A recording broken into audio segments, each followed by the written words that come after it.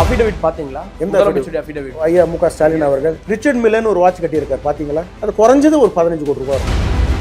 அண்ணாமலை அன்பு வட்டம், இது அன்பு வட்டமா இல்ல அடுத்த அரசியல் திட்டம்? விஜய் நடிச்சு 400 கோடியிலேருந்து 500 கோடி வந்து அவர் அஃபிடவிட்ல போறாரு. பாதி படங்கள் வந்து ரிலீஸ் பண்ணது உதயநிதி ஸ்டாலின். அது எப்படி அவரை விட உங்களுக்கு கம்மியா இருக்கு? சம்பளம் வாங்குறவங்க எப்படி சார் ஓனரை விட பணக்காரராக இருக்க முடியும்? ஆதவ் சொன்னார் சார், 90 சீட்டு டெப்டி சிஎம் 2 வருஷம் முதலமைச்சரா. கோவை சரளா அவர்கள் சொல்லுவாங்களே, ஜப்பான்ல கூப்பிட்டாங்க, ஜாக்கி சான் கூப்பிட்டாங்க, என்னது இது கதையாது? உங்களை யாரு கூப்பிட்டாங்க? திமுகவும் பாஜக கூட்டு சேர்ந்து ஜனநாயகம் நிப்பாட்டிட்டாங்கன்னு இப்ப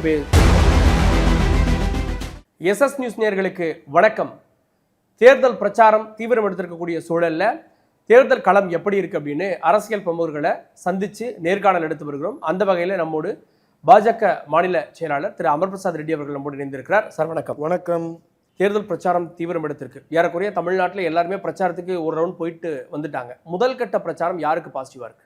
இந்த முதல் இப்போ நீங்கள் எடுத்துக்கிட்டிங்கன்னா, நான் நியூட்ரலாக நம்ம பேசணும்னு நினச்சிக்கிட்டா கூட ஐயா எடப்பாடி பழனிசாமி அவர்கள் அவருடைய கேம்பெயினை பார்க்குறேன், முதலமைச்சர் ஸ்டாலின் அவர்களுடைய கேம்பெயினை பார்க்குறோம். நம்ம ஒரு நியூட்ரலாக இருக்கக்கூடிய மக்கள் சொல்கிறது கூட பார்த்திங்கன்னா, எடுத்தெடுப்புலேயே வந்து பார்த்திங்கன்னா என்டிஏக்கு இருக்கக்கூடிய அந்த சாமிங்கும் அந்த அட்ராக்ஷனும், பிரதமர் வந்து நீங்கள் இன்ஃபேக்ட் சொல்ல போனால் நம்ம எலெக்ஷன் அனௌன்ஸ் பண்ணுறதுக்கு முன்னாடியே 3 பொதுக்கூட்டங்கள் வந்து மிகப்பெரிய ஒரு ட்ரெண்டை வந்து செட் பண்ணிட்டு போயிட்டார், ஒரு ஹைப்பை வந்து செட் பண்ணிட்டு போயிட்டார். அதெல்லாம் வந்து பிக்கப்பே வந்து பார்த்திங்கன்னா 5th கியரில் போட்டு நம்ம போயிட்டுருக்கோம். ரொம்ப அருமையாக இருக்குது, எக்ஸலண்ட்டாக இருக்குது. க்ரௌடு எல்லா இடத்துலையும் ரியாக்ட் ஆகுறாங்க. நீங்கள் பாருங்கள், முதலமைச்சர் ஸ்டாலின் அவர்கள் பேசும்பொழுது எல்லாம் அமைதியாக இருக்கிறாங்க. அதே வந்து அண்ணன் எடப்பாடி பழனிசாமி அவர்கள் பேசும்பொழுது ஒரு பாயிண்ட் அவர் டெலிவரி பண்ணும் போதுமே வந்து ஆரவாரமாக இருக்குது, ஒரு மிகப்பெரிய வந்து ஒரு ரியாக்ஷன் இருக்குது, அதை வந்து ரீச் ஆகுது. ஸோ மக்கள் வந்து வச்சு வெற்றி வாய்ப்பு இருக்குன்னு சொல்லிட முடியுமா? கூட்டம் வந்து இன்னைக்கு எல்லா கட்சிகளுமே நீங்கள் எடுத்துக்கிட்டிங்கன்னா ஒரு குற்றச்சாட்டு என்ன சொல்ல வராங்க, இப்போ விஜய் என்ன சொல்கிறாரு, உங்களுக்கெல்லாம் நீங்கள் மொபைலைஸ் பண்ணி கூட்டு வரீங்க க்ரௌடு, நான் வந்து ஆர்கானிக்காக வருது அப்படின்னு சொல்கிறீங்க.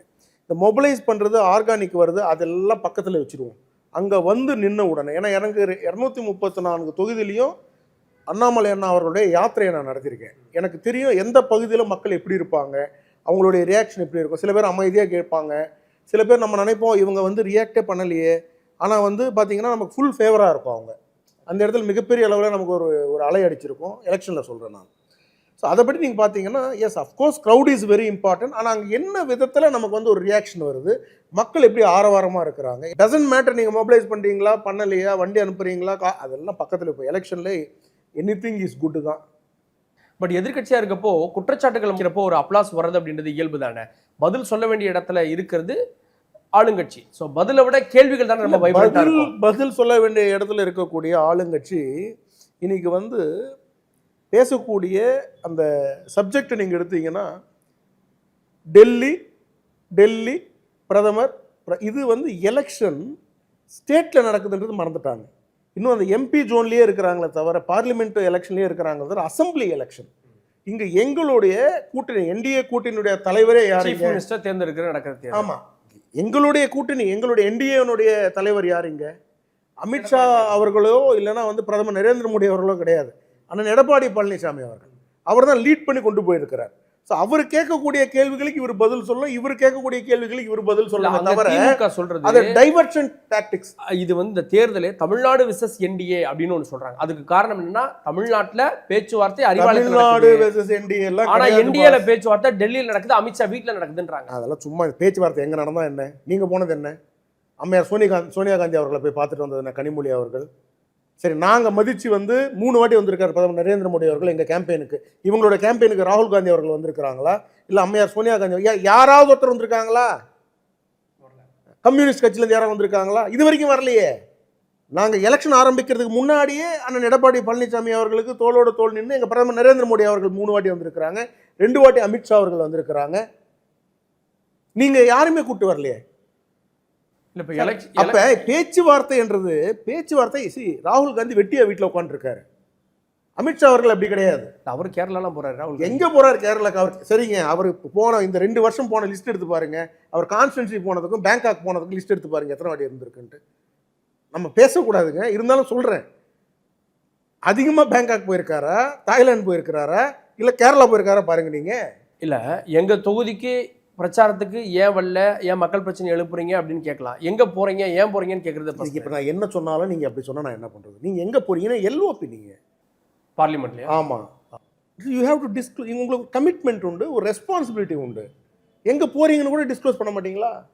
பட் இதுல ஒரு முக்கியத்துவம் கொடுக்கறதா பார்க்கல. அப்ப எங்க நான் சொல்ல வரேன்னா, அப்ப பேச்சுவார்த்தையோ இல்ல யார் எங்க போய் பார்க்கறாங்களோ அது முக்கியம் கிடையாது. அமித்ஷா அவர்கள் முக்கியமான இஷ்யூஸ் ஓடிட்டு இருக்கு. 4 நாடுகள் நடுவில் சண்டை நடந்துட்டு இருக்கு. நமக்கு கேஸ் வேணும், ஆயில் வேணும். அதில் அங்கே ஒரு உட்காந்து கேபினெட் மீட்டிங் நடத்திட்டு இருக்காரு. அதனால தான் நான் எடப்பாடி பழனிசாமி அவர்கள் அங்கே போனாங்களே தவிர வேற எந்த காரணத்துக்காக கிடையாது. இல்லாத எத்தனை வாட்டி திரு அமித்ஷா அவர்கள் அலையன்ஸ் வந்து டீல் வந்து க்ளோஸ் பண்ணும்போது இங்கே 2 நாள் உட்காந்துருந்தாரு. So we are giving so much of importance to Tamil Nadu. The election is between Tamil Nadu versus Stalin. It is not Tamil Nadu versus NDA. It is Tamil Nadu versus Stalin. Tamil மக்கள் versus Stalin. இல்ல, ஒரு பக்கம் அமித்ஷா வராரு, Tamil Nadu versus corruption. ஒரு பக்கம் அமித்ஷா வராரு, பிரதமர் வராரு அப்படின்றது ஒரு பாசிட்டிவ் நோட்டா சொல்றீங்க. இன்னொரு பக்கம் இது தமிழ்நாடு சிஎம்கான தேர்தல். அதனால ஒரு ஃபுல் ஃப்ரீடம் தேசிய கட்சிகள்லாம் கொடுக்குது, ஸ்டாலின் பாத்துக்குவாரு அப்படின்னு கொடுக்குதுன்னு ஏன் பார்க்க கூடாது? இல்ல, ஸ்டாலின் தோத்துட்டாரு. இது ஆல்ரெடி தோத்து போயிடுச்சு. நம்ம கொஞ்சம் வெஸ்ட் பெங்காலும் கேரளாவும் அதை போய் ஃபோக்கஸ் பண்ணுவோம், இங்கே தேராது. ஹெவி ஆன்டி இன்கம்பன்சி இருக்கு, சொன்னது செய்யலை. நீங்கள் அந்த 400 வாக்குறுதிகளை ஒரு 4 வாக்குறுதிங்க சொல்லுங்க. நீங்கள் இருக்கே, மகளிருக்கு கொடுக்கக்கூடிய உரிமை தொகை இருக்கு, 28 மாதம் கொடுக்கல. அதுக்கப்புறம் கொடுத்து அனைத்து மகளிருக்கு கொடுக்குறேன், அனைத்து குடும்ப தலைவர்களுக்கு கொடுக்குறேன் நாங்கள். கொடுத்தாங்களா சார்? இல்லை. அப்புறம் இல்ல, பட் அதை இம்ப்ளிமெண்ட் பண்ணது தான் சேர்க்குறாங்க. மகளிருக்கு 2 இம்ப்ளிமெண்ட் சார். நீங்க இல்ல 1,30,00,000 பேருக்கு கொடுக்குறாங்க. முதல்வர் பஸ் விட்டுருக்காங்க. அவங்க சொல்றதை நான் சொல்றேன். பிரச்சாரத்துல இல்லம் தேடி மருத்துவம் சொல்றாங்க, காலை உணவு சொல்றாங்க. இதெல்லாம் நாங்க பண்ணிருக்கோமே, இதெல்லாம் நீங்க கணக்குல சேர்த்துக்க மாட்டீங்களான்னு கேக்குறாங்க. எல்பிஜி கேஸ் சிலிண்டருக்கு 100 ரூபாய் குறைக்கிறேன்னு சொன்னா குறைச்சாங்களா? டீசலுக்கு 5 ரூபாய், டீசலுக்கும் பெட்ரோலுக்கும் வந்து விலை குறைக்கிறோம் நாங்க. குறைச்சாங்க. பெட்ரோல் குறைச்சாங்க, இபி குறைச்சாங்களா? சரி உங்க பிரைஸ்க்கு வருவோம் சார். பெட்ரோலும் டீசலும் நாங்க இருக்கக்கூடிய எங்க பிஜேபி ஆட்சி நடத்தக்கூடிய ஸ்டேட்ல என்ன பிரைஸ் இருக்கு, இங்க என்ன பிரைஸ்? புதுச்சேரிக்கும் தமிழ்நாட்டுக்கும் டிஃபரன்ஸ் சொல்லுங்க சார். நீங்க எவ்வளவு பிரைஸ் டிஃபரன்ஸ் இருக்கு? ஏன் உங்களால குறைக்க முடியல? இபி பில் என்ன சொன்னாங்க? மாசத்துக்கு ஒரு வாட்டி நாங்க வந்து பில்லு கொடுத்துருவோம், 2 மாசம் வராது, ஸோ பேர்டன் உங்களுக்கு குறையும் அப்படின்னாங்க. குறைஞ்சுதா? ப்ராப்பர்ட்டி டேக்ஸ் 200% ஏற்றாங்க சார். இன்னைக்கு ஒரு ஏதோ ஒரு கஷ்டப்பட்டு ஒரு வீடு வாங்குறான்னா அந்த வீட்டுக்கு ப்ராப்பர்ட்டி டேக்ஸ் கட்டியே அது ஒரு செப்பரேட் இஎம்ஐயா ஓடிட்டு இருக்கு. இன்னைக்கு அந்த மாதிரி சூழ்நிலையில மக்கள் பிரச்சனை இல்ல. அத எடப்பாடி யாரோ சொல்றாரு, பாஜக என்ன சொல்றாங்க, விலைவாசி ஏற்றம், பால் விலை ஏறிடுச்சு, உணவுப் பொருள் விலை ஏறிடுச்சு, இது எல்லாமே இதை தான் பேசுறாங்க. இதுதான் இந்த எலெக்ஷனுடைய பேசு பொருள். ஆமா, அதுதான் மக்களுடைய பிரச்சனை. சும்மா எடுத்த உடனே Tamil Nadu versus NDA, Tamil versus Hindi. இப்போ யார் ஹிந்தி? எல்லாரும் தமிழ் தான். ராகுல் காந்தி யார் சார்? பக்கா தமிழா? தெரியாம கேட்குறேன். இவர் அவங்களோட தானே இருக்காரு. அதில் சொல்லப்படுறது ஒன்று, இங்கே நாங்கள் ஜெயிச்சா நாங்கள் ஆளுவோம், அவங்க சொல்றது கூட்டணி ஆட்சி அப்படின்றதெல்லாம் இல்லை. ஆனால் இங்கே அதிமுக ஜெயிச்சா கூட பாஜக தான் ஆட்சி பண்ணும் அப்படின்னு திமுக சொல்றாங்கல்ல. எப்படி அது புரியலையே எனக்கு. இன்னும் ஒரு படி மேலே போய் நிதிஷ்குமாருக்கு ஏற்பட்ட நிலைமை இபிஎஸ்க்கு ஏற்படும். நிதிஷ்குமார் ஏதாவது கம்ப்ளைண்ட் பண்ணார் அவங்க கிட்ட? நிதிஷ்குமாருக்கு என்ன கிடைக்க போகுதுன்னு தெரியுமா? சிஎம் ஸ்டாலின் அவர்களுக்கு எங்கேயோ வெளிப்படையாக வந்து நிதிஷ்குமார் அவர்கள் ஐயோ எனக்கு ஏதோ ஆயிடுச்சுன்னு சொன்னாரா? சொல்லுங்க சார். இல்லையே. நீங்க இந்த நெரேட்டிவ் சார். ஃபர்ஸ்ட் நிதிஷ்குமார் வந்து இங்க எத்தனை பேருக்கு தெரியும்? நீங்க உங்களை பத்தி பேசுவோம். நீங்க எங்க கூட்டணியில இருந்தீங்களே? திமுக எங்க கூட்டணியில இருந்ததா இல்லையா? அப்ப நாங்க என்ன வந்து இவங்களை பதிலாக நாங்க ஆட்சி பண்ணோமா? இல்ல, அதுல கூட இபிஎஸ் கேட்டாரு, வாஜ்பாயின் முரட்டு பக்தர் கலைஞர் அப்படின்னு சொன்னாரு. முரட்டு பக்தர் அதெல்லாம் எஸ் அஃப்கோர்ஸ். நான் என்ன சொல்றேன், ஆனா அந்த கவர்மெண்ட்டை நாங்க தான் வந்து ரூல் பண்ணோன்ற அளவுக்கு திமுக சொல்றாங்க. நாங்க தான் அந்த கவர்மெண்ட்டை நெரேட் பண்ணோம், இதை மீறி போக கூடாதுன்றாங்கல்ல. இல்ல, இப்ப இங்க மட்டும் என்ன மீறி போயிருக்கு? மீறுன்றாங்க. எப்படி? அவர் தானே எங்க தலைமையில இருக்காரு, அண்ணன் எடப்பாடி பழனிசாமி அவர்கள் தலைமையில இருக்கிறாங்க சார். நீங்க டபுள் சார். இப்படி உங்களுக்கு இன்னொரு ஈஸியா சொல்றேன் நான். ஐயா சந்திரபாபு நாயுடு பக்கத்து ஸ்டேட்ல வந்து முதல்வராக இருக்காரு. அங்க அவர் ரூல் பண்ணிட்டு இருக்காரா இல்ல நாங்க ரூல் பண்ணிட்டு இருக்கோமா? கூட்டணி ஆட்சி. Whatever it is, still the freedom is given. கரெக்டா? Equal rights are given. எங்க வந்து நாங்க கண்ட்ரோல் பண்ணிட்டு இருக்கோம்? அப்புறம் என்ன? Sometimes is being the chief minister of Andhra Pradesh. அவருடைய மினிஸ்டர் வந்து ஒன் சிவில் ஏவியேஷன் மினிஸ்டர் இருக்காரு, ராம்மோகன் நாயுடு. பட் அதுலயும் போய் இவர் ரிவ்யூ பண்ணுவார் தெரியுமா உங்களுக்கு? ஐயா சந்திரபாபு நாயுடு அவர்கள் ரிவ்யூ பண்ணுவார். பட் அந்த ஸ்டேட்ல அவருக்கு வந்து மெஜாரிட்டி இருக்கு, ஆனாலும் ஒரு கூட்டணி ஆட்சி கொடுத்துருக்காரு. ஆனா மத்திய அரசுக்கு சந்திரபாபு நாயுடு தேவை. ஸோ அங்க வந்து உங்களால வந்து சந்திரபாபு நாயுடு மீறி rule மத்திய பண்ண அரசுக்கு முடியாது. மத்திய அரசுக்கு ஐயா எடப்பாடி பழனிசாமி அவர்களும் தேவை. பட் நம்பர் இல்ல இபிஎஸ் நம்பர் இல்ல, சந்திரபாபு நாயுடு நம்பர் இருக்கு. அது என்ன இருக்குங்க வருங்க. சரி பிஜேபியை பொறுத்தவரைக்கும் நம்பர் சார், நீங்க நிதிஷ்குமார் அவர்களுக்கு போன வாட்டி நம்பர் இருந்ததா சிஎம் ஆகிறதுக்கு? இல்ல 40 சம்திங் தான் ஜெயிச்சு. அப்புறம் அவர் சிஎம் உட்கார வச்சோமே, ஃபுல் டேர்ம் இருந்தாரா? ஃபுல் டேர்ம் இருந்தார்ல சார். அவருக்கு கம்மி சீட்டு ஜெயிச்சாரு, பிஜேபி அதிகமா ஜெயிச்சாங்க. யார் சிஎம்மா இருக்கணும்? பிஜேபி இருக்கு. பிஜேபி இருக்கணும். நியாயமா பேசுவோம். பட் இல்ல அதுதான் அன்னைக்கு கொடுத்துட்டு இன்னைக்கு ஏன் எடுக்குறீங்க அப்படினா கொடுத்த வாக்கு அன்னைக்கு கொடுத்தீங்க, இன்னைக்கு ஏன் எடுக்குறீங்க? சார் என்ன கிடைக்கும் நீங்க ஏன் பார்க்க மாட்டேன்றீங்க? எம்பி இருக்காரா? இந்தியாவிலேயே வந்து என்ன சிஎம் தான் பெரிய பதவியா? வேற பதவி இல்லையா? Please wait sir. why are you jumping guns? Central minister wait பண்ணுங்களேன், என்னமோ ஆகலாம். ஓகே சரி, நான் மத்திய அரசு ஆள முடியுமா டெல்லி ஆள முடியுமான்றதை தாண்டி ஒரு பெர்செப்ஷன்ல பாருங்க, தமிழ்நாட்டில் நடந்த நாடாளுமன்ற தேர்தல்களில் 19, 24லாம் ஒரு ஏறக்குறைய மெஜாரிட்டி வெற்றி. 19ல் ஒரு தொகுதி மட்டும்தான் என்டிஏ கிடைச்சது, 24ல் ஃபுல்லாக கிடைச்சது. இந்த நெரேட்டிவ் அப்படின்றது டெல்லிக்கு அவுட் ஆஃப் கண்ட்ரோல் அப்படின்றதும், மோடி அமித்ஷாவை காட்டி இங்கே ஓட்டு கேட்கறதும் சார் வெள்ளை கூட பிடிச்சிட்டு வந்து இன்னவங்கலாம் அவுட் ஆஃப் கண்ட்ரோல் சொல்லக்கூடாது. இது பாலிடிக்ஸ்ல ஒர்க் அவுட் ஆயிருக்குல்ல சார். ஓட் பேங்க்ல நீங்க வெள்ளை கூட பிடிச்சிட்டு வந்து பிரதமர் கிட்ட நின்னீங்களா? நிக்கலையா? சரி சார், வெள்ளை கூட இருந்து சமாதானத்தின் அறிகுறியா பாக்குறீங்களா? அப்படிதான் நான் பாக்குறேன். நாங்க சரண்டர் ஆயிட்டோம், பாஜக கிட்ட திமுக சரண்டர் ஆயிடுச்சு அப்படிதான் சொல்றாங்க. வெளியில எதிர்க்கிறாங்களே சார். சார் நீங்க எதிர்க்கிறீங்க சார். பாஜக கிட்ட திமுக சரண்டர் ஆயிட்டாங்க கிடையாது சார். மோடி அவர்கள் கிட்ட நான் அவுட் ஆஃப் கண்ட்ரோல் சொன்னீங்களா? கிடையாது, மோடி அவர்களுடைய கண்ட்ரோல்ல தான் இருக்குது இந்தியான்னு சொல்றேன் நான். உங்களுக்கு புரியுதுங்களா? இந்தியா இருக்கு, தமிழ்நாடு அவுட் ஆஃப் கண்ட்ரோல்ல இருக்குது. தமிழ்நாடு இருக்கா? Tamil Nadu out of control Stalin sir 11% வாக்கு பாஜக வாங்கியிருக்கா வாங்கலையா? கரெக்டா? 60ல இருந்து 65 அசம்பிளி சீட்ல நாங்க 2வது இடம் வந்தோமா வரலையா? அப்புறம் நீங்க என்ன சொல்றீங்க? இன்னைக்கு மோடி அவர்களுக்கான எதிர்ப்பு தமிழ்நாட்டில் எங்கேயா ஒரு இடத்துல காட்டுங்க பார்ப்போம். கிடையாது. ஏன்? மோடி அவர்களுடைய திட்டங்கள் நேரடியாக மக்கள் கிட்ட போய் சேருது சார். மோடி அவர்கள் வரதுக்கு முன்னாடி டிபிடி டைரக்ட் பேங்க் டிரான்ஸ்ஃபர்ன்றது இங்கே இருந்ததா? 100 ரூபாய் சென்ட்ரல் கவர்மெண்ட்லேருந்து வருது அப்படின்னா இங்கே கடைசியில் போய் அந்த பெனிஃபிஷரிக்கு சேரும் பொழுது, அந்த விவசாயியோ இல்லை அந்த பயனாளிக்கோ போய் சேரும் பொழுது 15 ரூபாய் போய் சேர்ந்த நாட்கள் எல்லாம் உண்டு. இன்னைக்கு 100 ரூபாய் ஒரு பைசா குறையாம நேரடியாக அவங்க அக்கௌண்ட்ல போகுது. அப்போ மக்கள் வந்து பிரதமரை கொண்டாடுவாங்க. இன்னைக்கு நாங்கள் ரோட் ஷோன்னு சொல்கிறோம்ல, மற்ற இடத்த நீங்கள் சொல்கிறீங்க தமிழ்நாடு வந்து எங்களுக்கு வந்து ஆப்போசிட் அப்படி இப்படின்னு. அதிகமான ரோட் ஷோஸ் பிரதமர் நரேந்திர மோடி தமிழ்நாட்டில் தான் பண்ணியிருக்காரு. தெரியுமா உங்களுக்கு? இந்தியாவில் அதிகமான ரோட் ஷோஸ் தமிழ்நாட்டில் பண்ணியிருக்காரு. அப்போ இன்னைக்கு இங்கே வருவார், மறுநாள் சென்னைக்கு போவாங்க, மறுநாள் வந்து இப்போ திருச்சி போவாங்க, திருச்சியிலேருந்து தஞ்சாவூர் போவாங்க, எல்லா இடத்துலையும் க்ரௌட் நிற்கும். நாடாளுமன்ற தேர்தலில் 8 முறை வந்தார் சார். சென்னையில் ரோட் ஷோ பண்ணார் டாக்டர் தமிழிசை உள்ளிட்டவங்கலாம் வச்சுட்டு.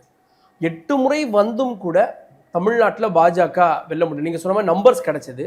ஸோ அப்போ அது எதை எடுத்து காட்டுது? இதுக்கு என்ன மாறிடுச்சு சார்? நீங்கள் you should always see that election is not just victory. Vote ஷேர்ன்றது ஒன்று இன்க்ரீஸ் ஆகிட்டே இருக்கா? அதை தான் நீங்கள் பார்க்கணும்.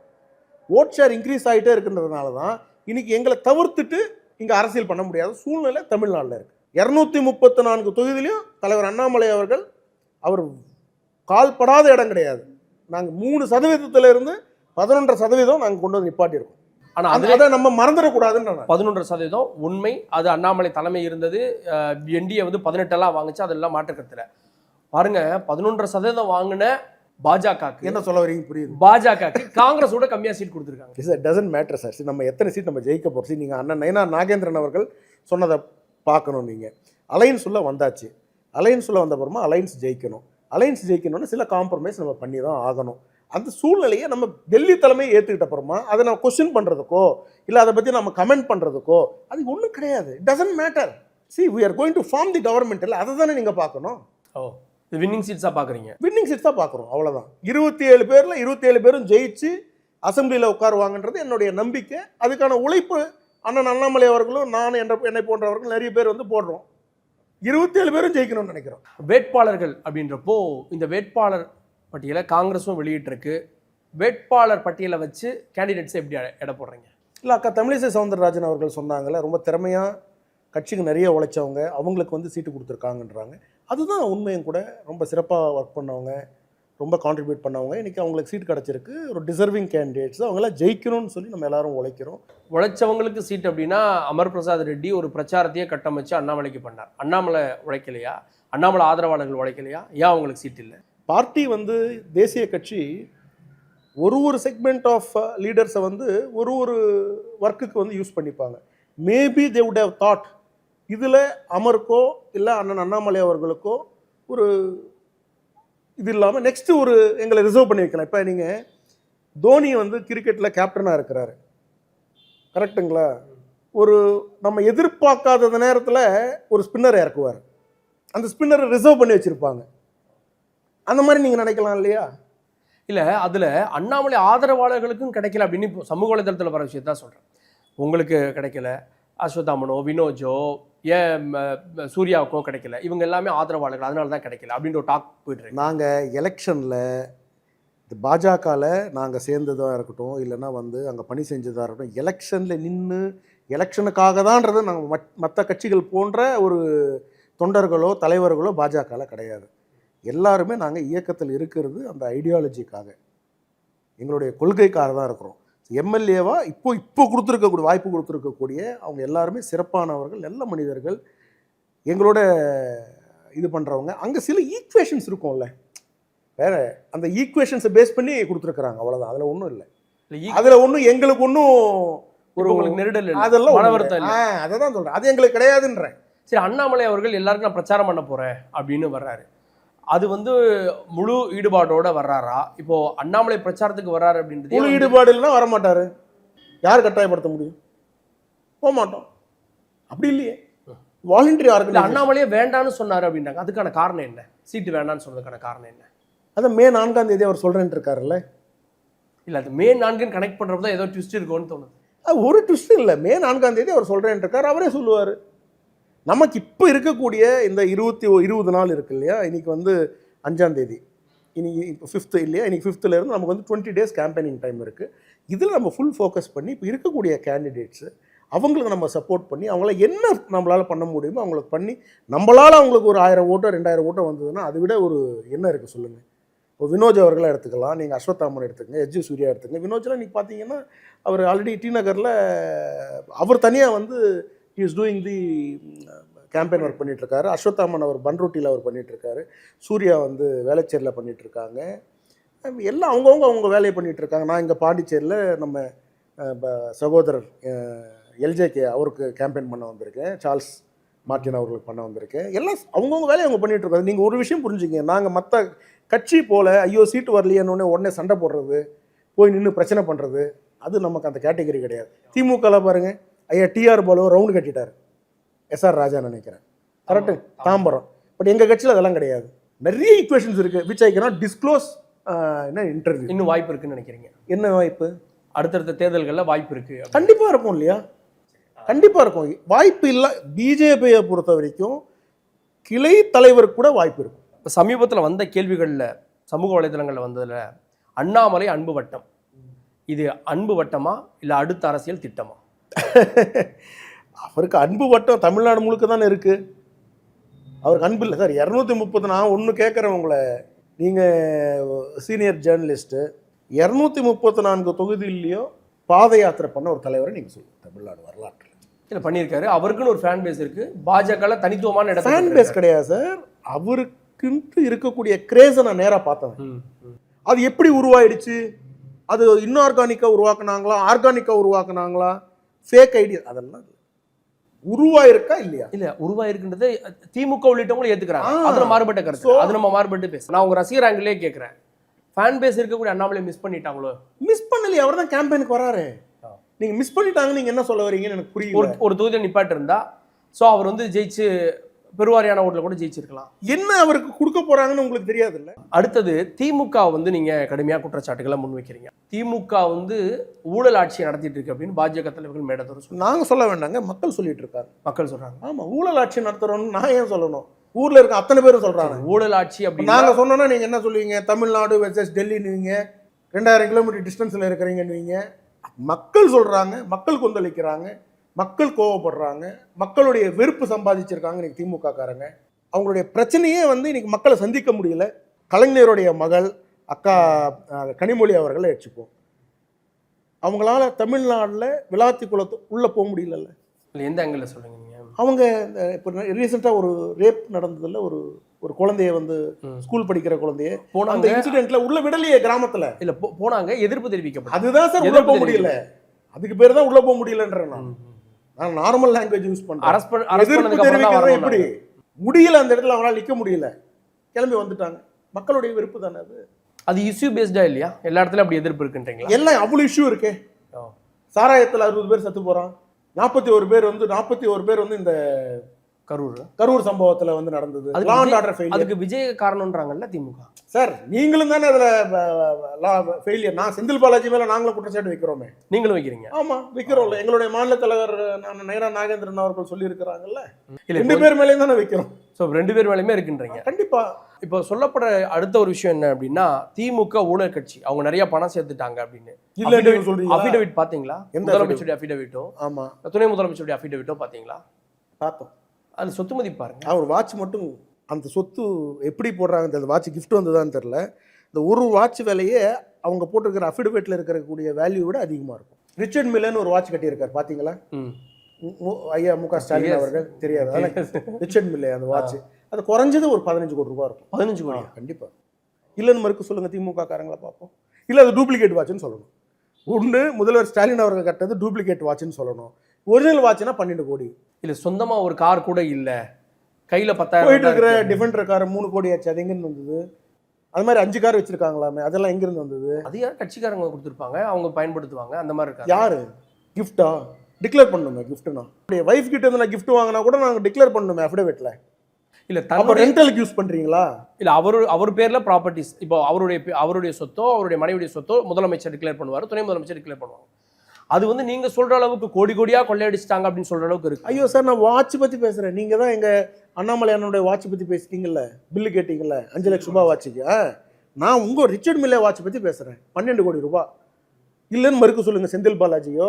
இல்லை உங்ககிட்ட ஆதாரம் இருக்கா 12 கோடி இருக்கும் அந்த வாட்ச்? இது மேலேயே இருக்கும். நான் மார்க்கெட் ப்ரைஸ் இன்னும் சொல்லலை. அதெல்லாம் வந்து ஏலத்தில் போகக்கூடிய வாட்ச் ரிச்சர்ட் மில்லே. பார்க்கக்கூடிய பசங்களுக்கு தெரியுமே, அவங்க போய் உடனே கூகுள் எடுப்பாங்க, டக்கு டக்குன்னு போடுவாங்க ரிச்சர்ட் மில்லே லிமிடெட் எடிஷன். போட்டவுடனே என்ன ப்ரைஸ் வருதுன்னு பாருங்களேன். உலகத்தில் இருக்கக்கூடிய காஸ்ட்லி வாட்சஸ் எல்லாம் நீங்கள் கையில் கட்டிக்கிட்டு எனக்கு இவ்வளோதான் சொத்து இருக்குன்னா அதை நம்புறாங்கன்னா தமிழ்நாடு மக்களை நீங்கள் எந்த அளவுக்கு முட்டாள்கள் நீங்கள் நினச்சிக்கிறீங்க பாருங்க. இப்படியும் அரசியல் பண்ண முடியும், நீங்கள் நம்புறீங்க. ஆனால் இந்த அதர் சைடு பாருங்கள், ஐயா சந்திரபாபு நாயுடு அவர்களோ இல்லைனா வந்து எங்கள் சைடில் இருக்கக்கூடிய ராஜீவ் சந்திரசேகர் அவர்களோ எல்லாரும் அவங்களுக்கு என்ன அசட்டோ அதை டிக்ளேர் பண்ணுறாங்க.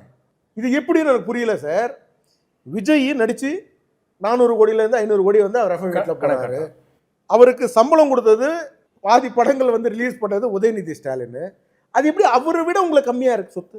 சம்பளம் நீங்கள் தானே கொடுத்தீங்க ரெட் ஜெயின்ட்ல. ஆமாம், ரெட் ஜெயின்ட்ல. எப்படி உங்களுக்கு கம்மியாக இருக்குது? எனக்கு புரியலை, தெரியலை. நீங்கள் தான் இப்போ நீங்கள் வந்து சம்பளம் வாங்குறீங்க எஸ்எஸ் நியூஸில். இப்போ நீங்கள் வந்து இந்த கம்பெனி ஓனரை விட நீங்கள் வந்து பணக்காரரா? தெரியாமல் கேட்குறேன் நான். எப்படி அது சம்பளம் வாங்குறவங்க எப்படி சார் ஓனரை விட பணக்காரராக இருக்க முடியும்? அப்போ இங்கே எப்படி? அது எனக்கு புரியலையே. அது எலெக்ஷன் கமிஷன் அதை ஏற்றுக்கிறது, அதில் எந்த கொஸ்டின் பண்ணுறது இல்லையே. எலெக்ஷன் கமிஷனோ இல்லை அது இன்கம் டேக்ஸோ அது இன்கம் டேக்ஸை நீங்கள் வந்து ஏமாத்திருக்கீங்க. அங்கே தான் நாங்கள் சார் கரப்ஷன்னே அங்கே தானே சார் சொல்கிறோம். நீங்கள் அந்த கவர்மெண்ட்டுடைய பாலிசியும் கவர்மெண்ட்டுடைய ரூலை நீங்கள் வயலேட் பண்ணுறீங்க, நீங்கள் ஏமாத்துறீங்க, லூப் ஹோல்ஸை நீங்கள். அண்ணாமலை வாட்ச் கட்டினது ஒரு பிரச்சனையாச்சு. இப்போ நீங்கள் ஒரு வாட்ச் மேட்டர் சொல்கிறீங்க, நீங்கள் வந்து இந்த டிஃபெண்டர் கார் மேட்டர் சொல்கிறீங்க. இதெல்லாம் நீங்கள் தான் அரசியல் கட்சி, நீங்கள் போய் புகார் கொடுக்க வேண்டியதானே.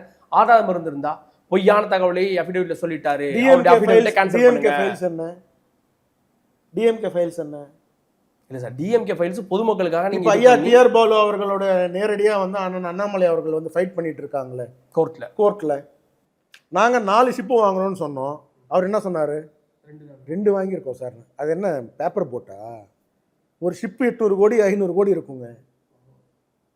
ஷிப் என்ன நீங்கள் சொல்லுங்கப்பா. ஷிப் என்ன? இந்த மீன் பிடிக்கிற போட்டா? அது பெரிய ஷிப்புங்க, டேங்கருங்க. சரி, இந்த குற்றச்சாட்டுகள் இப்போ தமிழ்நாடு களத்தில் எதிரொலிக்கிறேன் தானே பார்க்கணும். நீங்கள் இதெல்லாம் சொல்லிட்டு தான் இருக்கீங்க, ஏன் எதிரொலிக்கலை? ஆட்சிக்கு நாங்கள் வரும்பொழுது தெரியும் உங்களுக்கு. ஆட்சிக்கு நாங்கள் சார் சென்ட்ரல் கவர்மெண்ட் வந்து டைரெக்டாக எல்லா விஷயத்தையுமே மூக்கு நுழைக்க முடியாது. ஸ்டேட் கவர்மெண்ட்டுன்னு இருக்குது. கரப்ஷன் கேசஸை மேக்ஸிமம் ஸ்டேட் கவர்மெண்ட் தான் ஹேண்டில் பண்ணும். அதுக்கு தான் டிவிஏசின்னு இருக்குது, விஜிலன்ஸ் அண்ட் ஆன்டி கரப்ஷன் செல்லுன்ட்டு. அது இன்றைக்கி வந்து தூங்கிட்டு இருக்கு.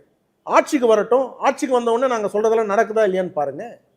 இப்போ திமுக சொல்கிற இன்னொன்று என்னென்னா, மோடி வர எங்களுடைய வெற்றி வாய்ப்பு அதிகரிக்குது. மோடி அடுத்தடுத்து வந்தால் நாங்கள் 210க்கு மேலே கூட ஜெயிப்போம் அப்படின்றாங்க. 234 ஜெயிப்பாங்களாம்மா? 210ன்றாங்க, 210 வரைக்கும் அப்படின்றாங்க. 234 சொல்லிக்க சொல்லுங்க. சொல்ற வாய் தானே, ஓட்டு விழாதுல்ல. ஓட்டு என்டிஏக்கு தானே விடும் சார். பார்க்குற மக்களுக்கு இன்னைக்கு தெளிவாயிட்டாங்க. நீங்க இங்க வர வேண்டிய கூகுள் நிறுவனம், உங்களுக்கு புரியுற மாதிரி சொல்றேன். ஜென்சி கிட்ஸ் எல்லாம் நிறைய பேர் பார்ப்பாங்க. தே ஷுட் அண்டர்ஸ்டாண்டிங் என்ன நடந்துட்டு இருக்கு தமிழ்நாட்டில். கூகுள் நிறுவனம் 1.5 லட்சம் கோடி சார். பல ஸ்டேட்டினுடைய பாதி பட்ஜெட்டே அதுதான், 1.5 லட்சம் கோடி. அந்த 1.5 லட்சம் கோடியை இன்வெஸ்ட் பண்ண இங்கே வராங்க. அதனால் எத்தனை ஆயிரம் பேருக்கு வேலை வந்திருக்கும்? குறைஞ்சது 40,000 பேருக்கு வேலை வந்திருக்குன்றாங்க. வர வேண்டியது எந்த காரணத்தினால ஆந்திராவுக்கு போச்சு? பதில் இருக்கா? சகோதரர் டிஆர்பி ராஜா கிட்ட பதில் இருக்கா? சொல்லுங்க. இல்லை உதயநிதி ஸ்டாலின் அவர்கள்கிட்ட பதில் இருக்கா? இல்லை மு.க. ஸ்டாலின் அவர்கள்கிட்ட பதில் இருக்கா? எந்த காரணத்துக்காக? அவர் இத்தனைக்கும் தமிழ்காரர். கூகுளினுடைய சுந்தர் பிச்சை அவர்கள் தமிழ்நாடு, சென்னையில் படித்தவர். சென்னையில் அசோக் பில்லரில் இருக்க, இன்னும் கூட அவங்க வீடு இருக்குது அசோக் பில்லரில். அவருடைய ட்ரீமே அதை தமிழ்நாடு கொண்டு வரணுன்றது. வர வேண்டியது எதனால, எந்த காரணத்தினால? எதனால போச்சு? நீங்க கரப்ஷன், கமிஷன் பெர்சன்டேஜ் கேக்குறாங்க. கண்டிப்பா. இப்போ ஆந்திராக்கு லேண்ட் நீங்க வாங்கணும்னா காசு, அதுல கமிஷன். லேண்ட் சிண்டிகேட் பண்ணி வச்சிருப்பாங்க. சார் இப்போதான் சிங்கிள் விண்டோ ஆக்கிட்டாங்களே எல்லாம் விண்டோ ஓகே. லேண்ட் எங்க வாங்குவீங்க? அங்க 90 அங்க வந்து 99 பைசா கொடுத்துருக்கிறார் லேண்டு. இங்க அது கோடி கணக்கில் போகும். நம்மளே லேண்டு வாங்குவோம், நம்மளே டிட்கோ கொடுப்போம். நம்ம டிட்கோ வந்து அதிகமாக ரேட்டு வச்சு விற்பாங்க.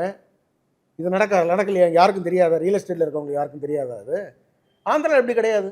நேரடியாக சந்திரபாபு நாயுடு அவர்கள் கூப்பிட்றாங்க, நாரா லோகேஷ் கூப்பிட்றாங்க, நேரடியாக பேசுகிறாங்க.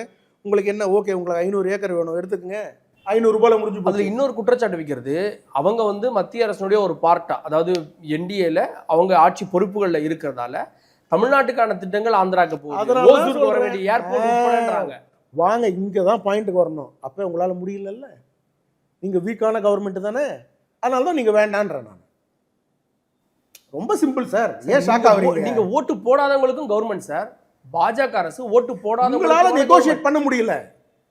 ஒரு கூகுள் நிறுவனம் தமிழ்நாடு வருதுன்னா பல ஊர்ல இருந்து சேர்ந்து இருக்கக்கூடிய மக்கள் வந்து இங்க வேலை செய்வாங்க.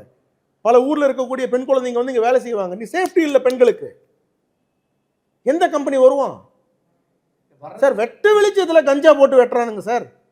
ட்ரக் கார்ட்டலுடைய ஹெட் உங்க கட்சியில் இருக்காங்க, ஜாஃபர் சாதிக்.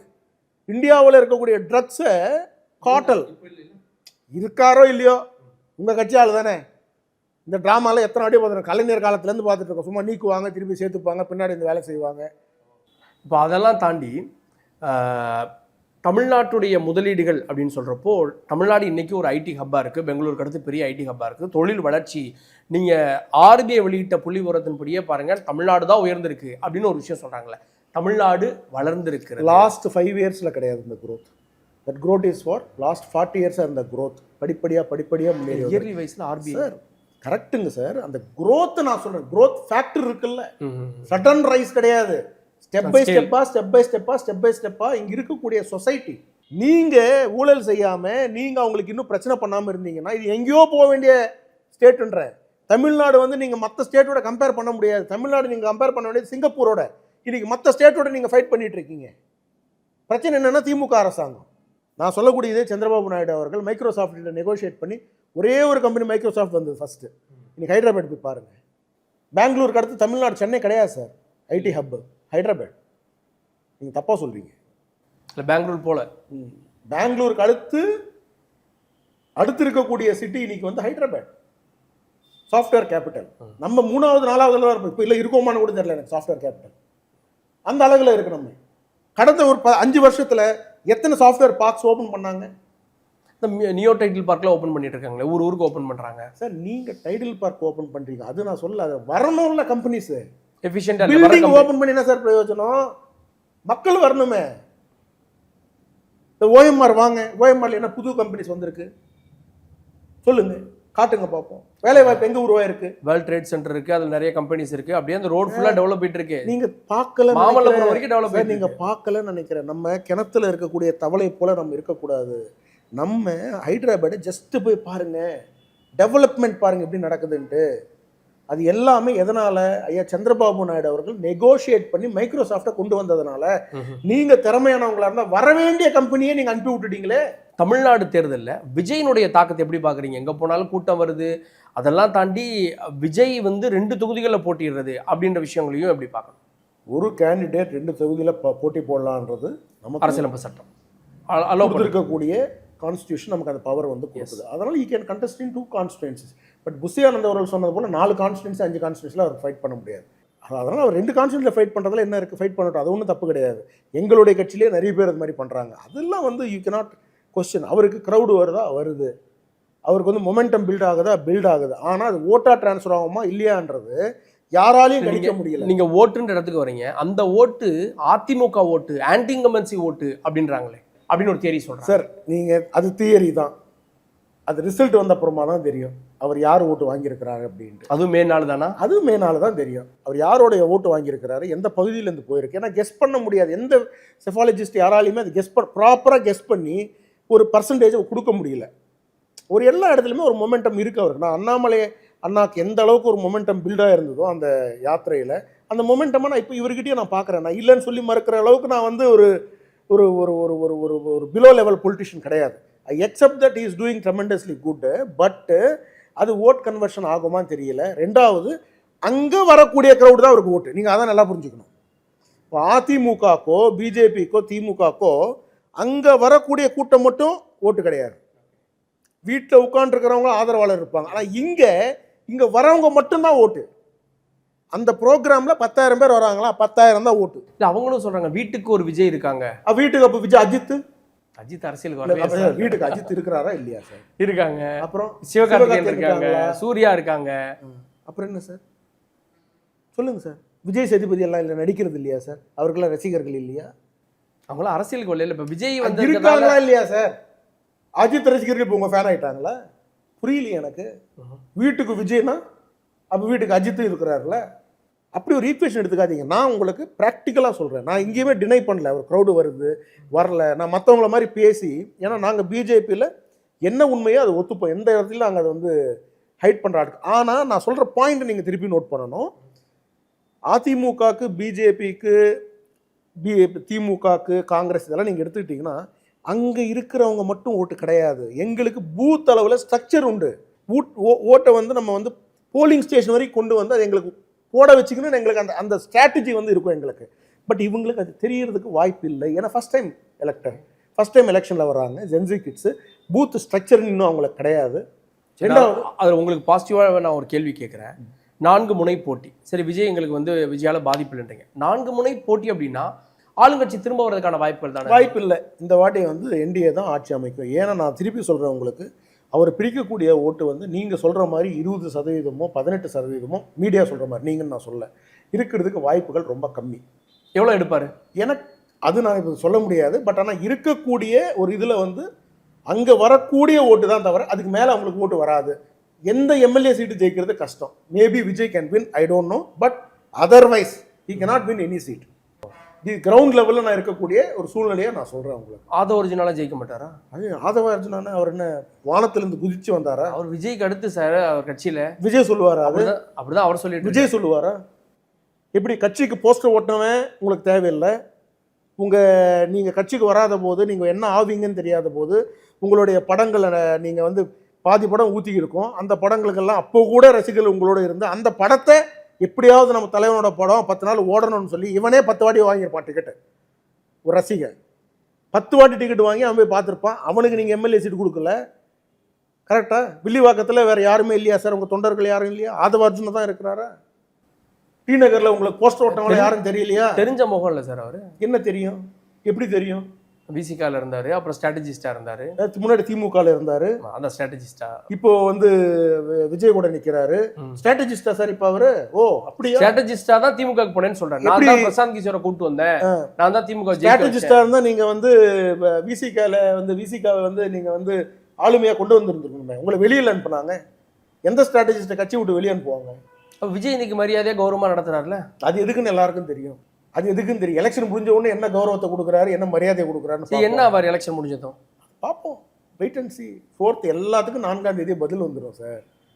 அடுத்த மாசம் என்ன நம்ம நிறைய இவ்வளோ பதில்களோட பேச படங்கள் வேண்டியிருக்கும்னு இவ்வளோ நினைக்கிறேன். படங்களை நடித்தவர், இவ்வளோ ஒரு ஃபேன் பேஸ் வச்சிருக்கக்கூடியவர், ஆதவ் அர்ஜுனா யாரு, அவருடைய தாட் என்னன்னு தெரியாமலாம் இருக்கிறதுக்கு விஜய்க்கு வாய்ப்பு இல்லைன்னு நான் நினைக்கல. அவருக்கு இன்னொரு தெரியும் சார், எலெக்ஷன் நேரத்தில் ஒரு லீடர் எல்லாரையுமே கூட வச்சுப்பாங்க. நான் வந்து அண்ணாமலை அண்ணா அவர்கள் மாநில தலைவராக இருக்கும்பொழுது எனக்கு நெருக்கமானவர், இப்பயே நெருக்கமானவர் தான், பட் நெருக்கமானவர் இருந்தாலும் எனக்கு பிடிக்காதவங்க 4 பேர் இருப்பான். எனக்கு பிடிக்காதவங்க 4 பேர் இருப்பாங்க. எல்லா இடத்துலையும் இருப்பாங்களே, நம்ம மனிதர்கள் தானே, எல்லா இடத்துலையுமே எனக்கு பிடிக்காதவங்க இருப்பாங்க, என்ன பிடிக்காதவங்க 4 பேர் இருப்பாங்க. சில நேரத்தில் அவர் வந்து அவங்களுக்கும் ஈக்குவலாக ட்ரீட் பண்ணுவார், சண்டை போடுவாங்க போயிட்டு. எப்படி நீங்கள் வந்து அவன் என்ன பண்ணியிருக்கான், அவன் என்ன வந்து நீங்கள் வந்து அவனை உட்கார வச்சு நீங்கள் வந்து பேசுகிறீங்க, பிரதர் வாங்க உட்காருங்க, நமக்கு எல்லாருமே வேணும். நம்ம அரசியல் கட்சியில் இருக்கோம், ஒருத்தர் எதிர்ப்பாங்க, என்னையே பிடிக்காது பல பேருக்கு, சில பேருக்கு, ஆனால் அவங்களையும் நம்ம வந்து கொண்டு செல்ல வேண்டிய சூழ்நிலையில் இருக்கும். To adjust and go, politics அவ்வளோதான். ஸோ அதனால் விஜய்க்கு வந்து ஆதவ அர்ஜுனை பற்றியோ இல்லை மற்றவங்களை பற்றியோ எல்லாம் தெரியாமல் இருக்கிறதுலாம் வாய்ப்பில்லை. தெரியும். எல்ஜேகே தலைவர் திரு ஜோஸ் சார்லஸ் மார்டின் ஒரு குற்றச்சாட்டு சொல்றாரு, அவர் ஒரு ஸ்லீப்பர் செல்லுங்க, திமுக அனுப்புன ஆளு, ஏஜென்ட் அவர். விஜய்யே திமுகவுடைய ஸ்லீப்பர் செல்லு, விஜய்யே வந்து திமுகவுடைய ஸ்லீப்பர் செல் நான் சொல்லும் பொழுது இனி ஆதவ அர்ஜுன் புஷி ஆனந்தை பற்றியெல்லாம் நான் யோசிக்கிறது கிடையாது. அப்போ எல்லாம் தெரிஞ்சுதான் ஒன்றா இருக்கு. கண்டிப்பாக விஜயனுடைய எண்ணமே திமுகவை ஆட்சியில் கொண்டு வரணுன்ட்டு. கரூர் சம்பவத்தில் எதனால் விஜயை அரெஸ்ட் பண்ணலை? சிபிஐ கிடையாது, நீங்கள் போலீஸ் எஃப்ஐஆர் போட்டு உடனே அரெஸ்ட் பண்ணிடலாம். சிபிஐல அப்படியே பண்ண முடியல. அவர் மேலே போடல. ஏன் போடல? இல்லை போட்டிருந்தா நீங்கள் என்ன சொல்லுவீங்க சார்? போடல சார், வெரி சிம்பிள். ஏன் போடல? ஆதவ அர்ஜுன் மேலே போட்டாங்களா? இல்லை. ஏன் போடலை? நான் கேட்குற கேள்விக்கு பதில் இருந்தால் யார் வேணாலும் பதில் சொல்லட்டும். சிபிஐ போட்டிருக்கோமா? ஆதவ அர்ஜுன் மேலே போட்டிருக்கோமா? நிர்மல் மேலே போட்டிருக்கோமா? இல்ல நீங்களும் திருத்தப்பட்ட இல்ல சார், இல்ல சார், என்கொயரி கூப்பிட்டுருக்கோம்ல, நீங்க என்கொயரி கூட கூப்பிடலையே. ஏன், என்ன அண்டர்ஸ்டாண்டிங் உங்களுக்கு? ஆனா விஜய் திட்டுறாரு சார், திமுகவை சார். திட்டுறாரு. அரசியல் சார், நான் தான் சொல்றேனே, அரசியல் சார், அது ஸ்லீப்பர் செல்ஸ் சார். நான் சொல்றது நீங்க நீங்க உங்களுக்கு ஆன்சர் இருந்தா சொல்லுங்க. நான் கேட்ட கேள்விக்கு உங்க ஆன்சர் இல்ல. அப்ப சின்ன ஸ்லீப்பர் செல் ஆதவ அர்ஜுனா, பெரிய ஸ்லீப்பர் செல் விஜய் சார். ஆடாது சின்னது பெருசுன்னு விடுங்க. அந்த கூட்டமே திமுகவாக ஒர்க் பண்றாங்க, திமுகவினுடைய பி டீம். நான் இல்ல அப்படின்னு சொல்றவங்க எனக்கு ஆன்சர் சொல்லுங்க சார். கண்ணை மூடிட்டு என்ன கிரிட்டிசைஸ் பண்றதுக்காக அபாண்டம் அவதூறு சார், கண்ணை மூடிட்டு கிரிட்டிசைஸ் பண்ணலாம் சார். இப்போ நான் பேசும்பொழுது அவங்களோட ரசிகர்கள் வந்து என்ன அம்மா இப்படி பேசிட்டாரு நம்ம தலை, பட் உண்மையை தான் சொல்றேன் நான். இல்ல சார், உங்க கூட்டணிக்கு வரலன்றதுக்காக ஒரு குற்றச்சாட்டு. நாங்க கூட்டணிக்கு அவரை கூப்பிடவே இல்லையே சார். ஆதவ் சொன்னாரு சார், 90 சீட்டு, டெப்டி சிஎம், 2 வருஷம் முதலமைச்சர் கோவை சரளா அவர்கள் சொல்லுவாங்களே, என்ன அங்க கூப்பிட்டாக, இங்க கூப்பிட்டாக, ஜப்பான்ல கூப்பிட்டாக, ஜாக்கி சான் கூப்பிட்டாங்க. என்னது இது கதையாது? உங்களை யாரு கூப்பிட்டாங்க? எடப்பாடி அண்ணனும் கூப்பிடல, அமித்ஷா அவர்களும் கூப்பிடலன்றாங்க. நீங்கள் மட்டும் என்ன கூப்பிட்டாங்க சார். நான் ஒன்று கேட்குறேன், இப்போ நீங்கள் இன்டர்வியூ கம்பெனிக்கு வரீங்க, உங்களை இன்டர்வியூக்கு நீங்கள் வரீங்கன்னு வச்சுப்போமே, உங்களை நேராக சிஇஓ ஆக்கிட்டு பார்ட்னர் ஆகிடுங்கன்னு சொல்லுவாங்களா? யார் சொல்லுவாங்க? யாராவது ஏதாவது ஒரு கட்சி இது சொல்லுவாங்க? அதுவும் அதிமுக, பிஜேபி போன்ற இவ்வளோ பெரிய கட்சிங்க, நீங்கள் வாங்க 90 சீட்ஸ் உங்களுக்கு வந்துடுறோம், நீங்கள் வந்து துணை அழைக்கவே இல்லை அப்படின்னு மறுத்துற முடியுமா? நாங்கள் அழைக்கலையே, அதானே சொல்கிறோம். மறைமுகமான டாக்டர் தமிழிசை வந்து திமுக எதிர்க்கக்கூடியவங்களாம் ஒன்றா வாங்க, விஜய்க்கு சகோதரர் விஜயும் இதை புரிஞ்சு நடந்துக்கணும் அப்படின்லாம் பேசினாங்க. நான் அமித்ஷா அவர்கள் சொன்னக்கூடிய ஸ்டேட்மெண்ட்டை எடுத்துக்கிறேன் சார். நான் அழைக்கலன்னு சொன்னேன். அவ்வளோ மற்றவங்க சொல்கிறதெல்லாம் நம்ம வந்து அதில் வந்து தெர் இஸ் நோ இது. ஏன்னா வந்து நமக்கு வந்து அதுக்கு ஒரு ஸ்டாண்ட் இருக்காது. ஏன்னா வந்து ஃபைனல் சே வந்து திரு அமித்ஷா அவர்கள், அவர் சொன்னதை தான் நம்ம எடுத்துக்க முடியும். அவர் கிளியராக சொல்லியிருக்கார், நாங்கள் எந்த பேச்சுவார்த்தையிலையும் ஈடுபடலை. அதுக்கு முன்னாடியே அண்ணன் எடப்பாடி பழனிசாமி அவர்கள் சொன்னாங்க, நாங்கள் இது, அவர் திருப்பி சொல்லிட்டு இருந்தாங்க, நாங்கள் வந்து அவர் பேசவே இல்லை, அவரோட இது பண்ணவே இல்லை, சும்மா அவங்களே இது பண்ணிக்கிறாங்க அப்படின்ட்டு. சரி, எலெக்ஷன் ரிசல்ட்டுக்கு அப்புறம் விஜய் என்ன ஆவார்னு நினைக்கிறீங்க? அது விஜய் தான் கேட்கணும். நான் தான் சொல்லிட்டேன் உங்களுக்கு, அவர் திமுக வேலை செஞ்சுட்டு இருக்காரு. 2-3 படங்கள் இன்னும் எக்ஸ்ட்ரா கொடுப்பாங்க ரெட் ஜெயிண்ட்ல. அதையும் பாருங்க, திமுகவும் பாஜக கூட்டு சதி சேர்ந்து ஜனநாயகம் நிப்பாட்டிட்டாங்கன்னு இப்போ பேசுறாரு. நாங்களா கோர்ட்டுக்கு போனோம்? நாங்கள் போக சொன்னோமா உங்களை கோர்ட்டுக்கு? யாராவது படம் ரிலீஸ் ஆகலைன்னு சொல்லி கோர்ட்டுக்கு போவாங்களா சார்? நீங்கள் சொல்லுங்கள். போனால் கோர்ட்டு ப்ராசஸ் உங்களுக்கு தெரியும், அதில் நாங்கள் என்ன இன்வால்வ் ஆக முடியும்? அது பாஜக இல்லை. அதில் எப்படி என் மேலே 7 கேஸ் போட்டு ஜெயிலில் வச்சாங்களே, பாஜக இருந்தால் நான் ஏன் உள்ளே போகிறேன்? என்ன சார் காமெடி பண்ணுறீங்க? 22 நாள் இருந்தா சார் ஜெயிலில். சென்சார் போர்டு வந்து மத்திய அரசினுடைய ஒரு அமைப்பு அப்படின்னு தானே அவருக்கு. சார் சென்சார் போர்டு உங்ககிட்ட சொல்கிறாங்க, சிலதை ரிவ்யூ பண்ணுங்கன்னு சொல்கிறாங்க. நீங்கள் ரிவ்யூ பண்ணிட்டு போக வேண்டியது தானே. நான் இந்த டேட்டில் ரிலீஸ் பண்ணியே ஆகணுன்றதுனால தான் கோர்ட்டுக்கு போனீங்க. கோர்ட்டுக்கு போன அப்புறமா court process is very different. இல்ல விஜய் இப்போ லாஸ்டா அது இப்போ வேற விதி இல்லாம சொல்லியிருப்பாரு, அவ்வளவுதான். லாஸ்டா வரப்ப சொன்னார் கூட்டு சதி செஞ்சு அதுதான். பாத்தீங்களா ஜனநாயகம் என்ன நிலைமை பாத்தீங்களா அப்படி. ஆமா, இல்லைன்னா மட்டும் அவர் படம் அப்படியே வெளியே வந்து 10,000 கோடி வந்து டர்ன் ஓவர் ஆயிட போதா? ஏன் சார் நீங்க வேற சார் 500 கோடி அசால்ட்டா அடிக்குது சார். ஆமா, அப்பதான் லாஸ்ட் கிளைம் எல்லாம் பண்ணாங்க. பிளாக் ஒயிட் ஆக்க வேண்டியது, ஒயிட்டை பிளாக் ஆக்கிக்க வேண்டியது. அப்ப விஜய் படம் ஓடலைன்னு சொல்ல வரீங்களா? சார் விஜய் ப்ரொடியூசர் அந்த ப்ரொடியூசர் அவங்கலாம் கூடயே செக்யூரிட்டி வேலை பார்க்குறாங்க, பார்த்தீங்களா நீங்கள்? எந்த ப்ரொடியூசர் பண்ணுவாங்க அதெல்லாம்? யார சொல்றீங்க? யாரையோ சொல்கிறேன், பேரை சொல்ல விரும்பலை. யாரையும் நான் பர்சனலாக ஹர்ட் பண்ண வேணாம்னு நினைக்கிறேன். ஜெகதீஷ் சொல்றீங்களா? நான் சொல்லலை, நான் யார் பேரும் நான் சொல்ல விரும்பலை. எனக்கு யாரையும் பர்சனலாக டார்கெட் பண்ணணும்னு அவசியம் இல்லை. நான் வந்து உங்களுக்கு அந்த நெரேட்டிவை உங்களுக்கு சொல்கிறேன், அவ்வளோதான். ரொம்ப சிம்பிள் சார். இன்னைக்கு வந்து இவங்க வந்து ஒரு டாஸ்க்கு திமுக இவங்களுக்கு கொடுத்துருக்குறாங்க. அது ஆதவ அர்ஜுன் மூலயமா அவங்க நிறைவேற்றுறாங்க. ஆதவ அர்ஜுனா வந்து திமுக அவனுடைய ஏஜென்ட்டு. கரெக்டாக எல்லாம் காய் நகர்த்தி கரெக்டாக கொண்டு போகிறாங்க. ஆனால் ஒன்றும் நடக்காது. உங்களை போன்று எத்தனை பேரை பார்த்துருக்கோம் பாஜக, எத்தனை நடிகர்களை பார்த்துருக்கோம், எத்தனை இயக்கங்களை பார்த்துருக்கோம், எத்தனை இந்தியாவை ஆளக்கூடிய கட்சிங்க எத்தனை பேரை பார்த்துருக்கோம். அதனால் உறுதியாக சொல்கிறோம், எங்களுடைய ஆதரவுடன் பிரதமர் நரேந்திர மோடி அவர்கள் ஆசையுடன் அண்ணன் எடப்பாடி பழனிசாமி அவர்கள் 2026 முதலமைச்சர் ஆவார். ஒருத்தர் மக்களுக்கு சேவை பண்ணிக்கிட்டு அரசியல் வரணும்னு நினைக்கிறாரு, ஒருத்தர் மக்களை கொள்ளையடிக்கணும்னு நினச்சே வர்றாரு அரசியல். எவ்வளோ பாருங்கள், ஒரு ஃபேமிலி தான். இருந்தாலும் உங்களுக்கு புரியணுன்றதுக்காக சொல்கிறேன். எண்ணம் வந்து ஒரு இடத்துல ஒரு டிஃப்ரெண்ட்டாக இருக்குது. சில பேர் பவர் பாலிடிக்ஸ் பண்ணணும்னு நினைக்கிறாங்க, ஆதவ அர்ஜுன் பவர் பாலிடிக்ஸ் பண்ணணும்னு நினைக்கிறாரு. பட் சார்ல்ஸ் மார்ட்டின் அவர்கள் சர்வீஸ் பாலிடிக்ஸ் பண்ணணும்னு நினைக்கிறாரு. பட் ஆதவ் வரது வந்து அதான் பவர் பாலிடிக்ஸ் பண்ணணும், திமுக திருப்பி கொண்டு வரணும், திமுக ஃபஸ்ட்டு ஃபேமிலியை திருப்பி வந்து நீங்கள் வந்து பவர்ஃபுல்லாக ஆக்கணும், விஜயை அதுக்கு யூஸ் பண்ணிக்கணும். அதான் சொல்கிறேன், இதுதான் அவங்களுடைய ஸ்ட்ராட்டஜி. நான் கேட்ட கேள்விக்கு உங்ககிட்ட ஆன்சரே கிடையாது. நீங்கள் அதை கடந்து போயிட்டீங்க. என்ன கேம்ன்றது உங்களுக்கு? ஏன் கரூர் சம்பவத்தில் விஜய் மேலே எஃப்ஐஆர் போடலை? இந்த கேள்விக்கு பதில் உங்ககிட்ட கிடையாது. ஒருவேளை சிம்பத்தி வந்துடும், விஜய்க்கு ஓட்டு போயிடும். எஃப்ஐஆர் போடுறதுலாம் என்ன சிம்பத்தி வரும்? விஜய் வந்து நீங்க சிம்பத்தி எஃப்ஐஆர் போடுறதுனால எஃப்ஐஆர் போட்டா நீங்க அவரை பழி வாங்குறீங்க அப்படின்னு சிம்பத்தி வந்துரும்ல. 41 உயிர் போச்சு அதுக்கு. Sir somebody has to take responsibility sir. அது யாருன்னு தான் இருக்கு, அரசா விஜயா? அது எஃப்ஐஆர் போட்டுட்டு நீங்கள் என்கொயரி பண்ணணும். எஃப்ஐஆர் ஒன்றும் கன்விக்ஷன் கிடையாதுல்ல. எஃப்ஐஆர் போட்டுட்டு நீங்கள் என்கொயரி பண்ணாமல் எப்படி தெரியும் உங்களுக்கு? கொடி கேஸு, கொடி எத்தனை கேஸு சார்? அங்கே 1000 பேர் இருந்தாங்க, ஏன் மேலே போட்டாங்க கேஸு? ஏன்? முக்கியமானவங்க யாரோ ஃபஸ்ட்டு அவங்க மேலே போடுவாங்க. ஏன் இவங்க லீட் பண்ணியிருக்கலாம், இவங்க இன்ஸ்டிகேட் பண்ணியிருந்திருக்கலாம், இவங்க சொல்லியிருக்கலாம். எதுவும் தெளிவு கிடையாது. ஏன்னா கோர்ட்டுக்கு போய் நான் ரிலீஃப் பாயிண்ட் வந்துடலாம், நான் கன்விக்ட் ஆவேன்றது கிடையாது இல்லையா? பட் நீங்கள் அதை போடவே இல்லையா? ஏன்? நீங்கள் எல்லாம் ட்ராமா ஆடினீங்க. செந்தில் பாலாஜி அழுதாரு, அன்பில் மகேஷ் அழுதாரு, எல்லாம் ட்ராமா ஆர்டிஸ்ட், அதெல்லாம் நமக்கு நல்லா தெரியுது. ஏன் விஜய் மேலே நீங்கள் கேஸ் போடல? இதுக்கு பதில் மட்டும் விஜயோ இல்லை திமுகவோ சொல்லுங்க பார்ப்போம். சிபிஐ 2 வாட்டி கூப்பிட்டு என்கொயரி பண்ணியிருக்கோம், நாங்கள் பாரபட்சம் பார்க்கல. இதை நீங்கள் சொன்ன மாதிரி நாங்கள் ஒருவேளை அலைன்ஸ் பேசிட்டு இருந்தோம்னு நினச்சிக்கிங்களேன், அவர் கூப்பிட்டுருப்போமா? இல்லை விஜய் நாங்கள் பார்த்துக்கிறோம் விடுங்க. இல்லை அவர் சிபிஐ விசாரணைக்கு வந்தது அலைன்ஸ் பேசுறதுக்கு தான். சிபிஐ ஆஃபீஸுக்கு இல்லை சிபிஐ ஆஃபீஸ்க்கு வர்றதே கூட்டணிக்கு போயிடுவாரா அப்படின்னு தான் வந்து அவ்வளோ பெரிய அப்பா டக்கர் கிடையாதுல்ல. யார் விஜயா? என்ன புரியலையே? ஒரு ஆளுங்கட்சி கூப்பிட்டா நீங்கள் வராத அளவுக்கு நீங்கள் ஒன்றும் அவ்வளோ பெரிய ஆள் கிடையாது.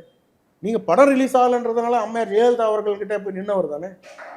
ஒரு படத்துக்காகவே நீங்கள் நின்னவர். ஆளுங்கட்சி அமித்ஷா அவர்கள் கூப்பிட்டா நான் வரமாட்டேன்னு சொல்கிற அளவுக்கு அமித்ஷா கூப்பிட்டு தான் விஜய் போயிருப்பார். இல்லைங்க, நான் சொல்கிறேங்க உங்களுக்கு, ஜஸ்ட் பர்செப்ஷன் சொல்கிறேன் நான் உங்களுக்கு.